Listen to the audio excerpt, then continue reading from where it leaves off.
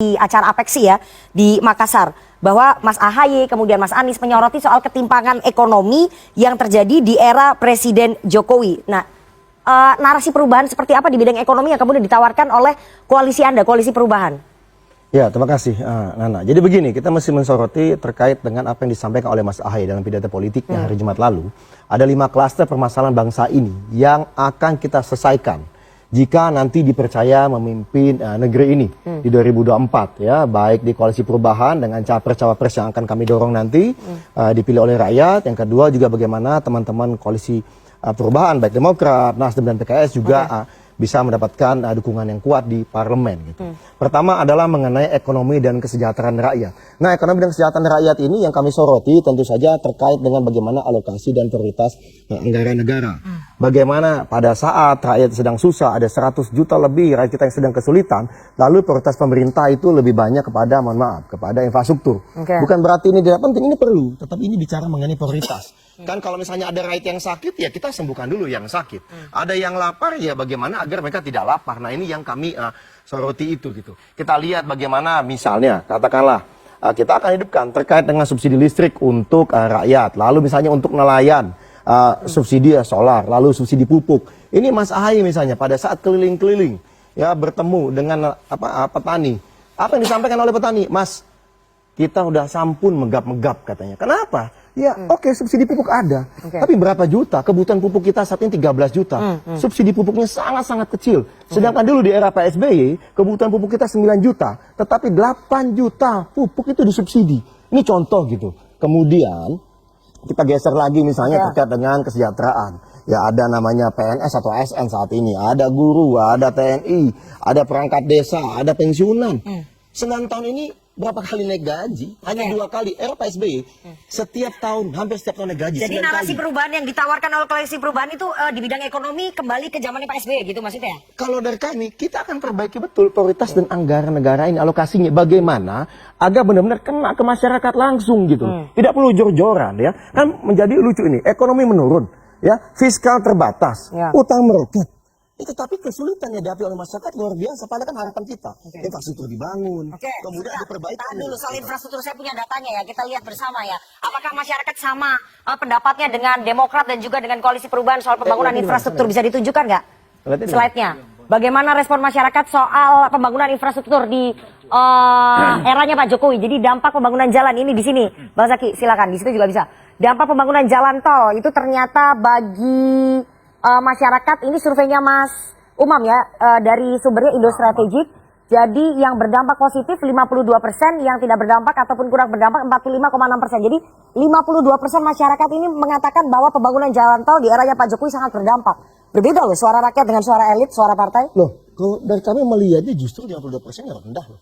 Karena kan jalan tol 52%. Padahal kan seharusnya pemerintahan Jokowi dengan di parlemen ada 80% lebih. Terus katanya surveinya itu kepuasan Pak Jokowi 80% lebih.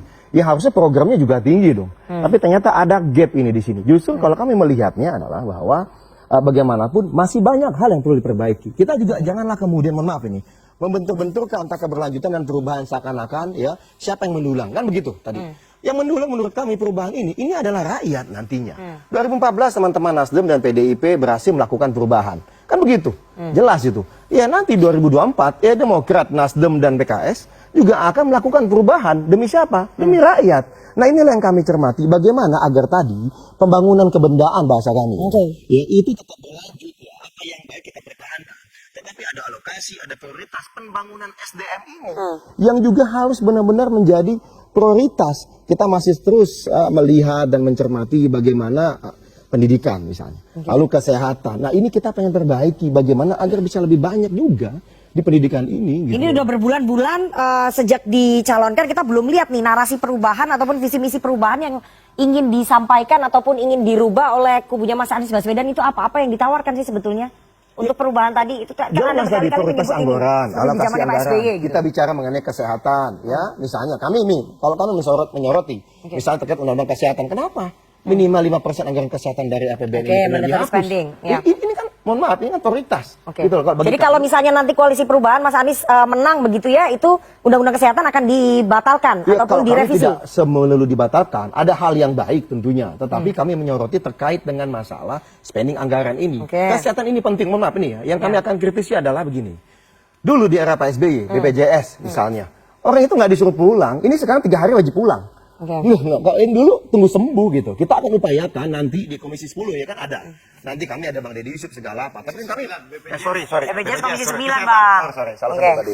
Karena soalnya mancing dia nih gitu kan. Nah, terkait dengan masalah kesehatan misalnya BPJS ini. Ya kami akan ada nanti dukungan bagaimana caranya agar tidak 3 hari tidak harus pulang. Tunggu Oke. sembuh dulu gitu loh. Ya. Dan mohon maaf yang sakit ini kan kita juga terbatas ya. Ya. BPJS itu kan bukan berarti bahwa yang mohon maaf, yang mampu kan juga nggak akan menggunakan, mohon maaf nih, tidak akan menggunakan BPJS juga yang kami cermati saat ini. Nah Oke. ini contohnya tadi, Baik. gitu loh, satu hal. Itu berarti soal BPJS akan dicatat ini sama yang nonton bahwa Iya. kalau nanti koalisi Anda menang itu harus diterapkan. Jadi gini, BPJS bukan kami gratiskan ya, tidak, tetap BPJS ini. Tetapi lagi-lagi kami tidak akan membuat jadi satu yang semua miskin dan kaya sama. Enggak, untuk kami ada perbedaan. Itu salah satu tawaran di kedua kami tidak akan buat agar 3 hari wajib pulang. Enggak. Tunggu sampai sembuh. Ya. Itu yang akan kami upayakan. Inilah menjadi prioritas kami salah satunya. Kita bicara prioritas SDM tapi orang sakit kok. Baik. Saya mau ke Gerindra. Perhatikan, Bang ya. Andre, kalau dari koalisi perubahan, dari Demokrat, dari Nasdem melihat bahwa memang situasinya saat ini sedang tidak baik-baik saja. Terjadi ketimpangan ekonomi dari Gerindra, dari Pak Prabowo melihat Pak Prabowo kan dari dulu 2014, 2019 kalau kampanye soal ekonomi, soal ketimpangan. Nah ini sekarang melihatnya bagaimana? Apakah kondisi ekonomi kita baik-baik saja? Tidak terjadi ketimpangan ekonomi? Menurut Pak Prabowo dan Gerindra seperti apa Bang Andre? Satu Nana, kalau kondisi tidak baik-baik saja, ya, kalau rakyat susah, ya, tidak mungkin approval rating Pak Jokowi 82%. Oke. Rakyat tentu demonstrasi di mana-mana, tingkat kepuasan terhadap pemerintah pasti di bawah 60%. Itu logikanya. Mari kita pakai logika objektif, rasional, dan logis, bukan dengan logika politik untuk elektoral. Satu, itu yang paling penting, Nana. Jadi kalau kondisi ini jelek, ya, rakyat susah, nggak mungkin Pak Jokowi, apapun lembaga surveinya bilang Pak Approval Jokowi ratingnya tinggi. 78 sampai 82%. Itu logikanya. Jadi saya nggak mau banyak teori. Satu, Nana. Yang kedua, ya, Nana, seluruh dunia ini mengalami krisis, Nana. Ya, seluruh dunia, bahkan banyak negara-negara bangkrut. Tapi apa yang terjadi di Indonesia? Indonesia, ya, kalau Mas Anies mungkin mengkritik penanganan pandemi kita. Tapi WHO dan mayoritas negara di dunia menganggap Indonesia negara 5 besar terbaik penanganan COVID. Itu kenapa? Itu hebatnya pemerintah Pak Jokowi. Yang kedua, sekarang seluruh dunia mengalami krisis. Saya ulangi, ada krisis ekonomi, pangan, energi, ketidakpastian dunia. Tapi Indonesia tumbuh ekonominya 5,5%. Meskipun di bawah targetnya Iya, Pak Jokowi tentu. 7% ya, janjinya kan dari dulu 7%. Nana harus kondisi, Ya, karena kondisi pandemi, dia. gitu. Karena negara lain masih minus. pandemi juga Sebentar. Oke, Kita dalam gantian. konteks mana? Kita kan belajar gantian. Gitu. Oke. Jadi di saat negara lain minus pertumbuhannya ada 0,1%. Indonesia 5,5%. Ini prestasi luar Jadi nggak ada ketimpangan ekonomi kalau menurut Gerindra ya, everything is fine Jadi, gitu. itu yang disampaikan oleh Pak Prabowo, bahwa strategi pembangunan Pak Jokowi ini sudah tepat dan beliau akan melanjutkan. Jadi kalau Allah mentakdirkan, rakyat memberikan mandat kepada Pak Prabowo, berarti pemerintahan 2024-2029 yang dipimpin Presiden Bang Putra Prabowo ketawa-tawa gitu. Republik Indonesia itu merupakan keberlanjutan pemerintahan Pak Jokowi. Gitu. Gimana maksudnya tadi? Janjinya tadi kita defend Pak Jokowi dulu dengan kampanye.